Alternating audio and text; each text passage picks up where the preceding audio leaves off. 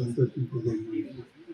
ప్రతి ఒక్కరికి కంటి చూపు బాగుండాలని చెప్పి ఈ కార్యక్రమాన్ని నిర్వహిస్తున్నారు.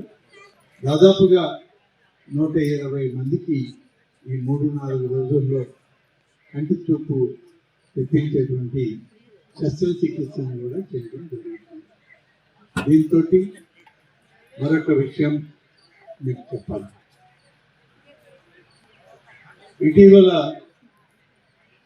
సతీష్ రెడ్డి గారి ఆలోచనతో వారి సహకారంతో ఆత్మకూరు నియోజకవర్గంలో ఆంధ్రప్రదేశ్ రాష్ట్ర స్కిల్ డెవలప్మెంట్ శాఖ ద్వారా ఒక జాబ్ మేళా పెట్టాం.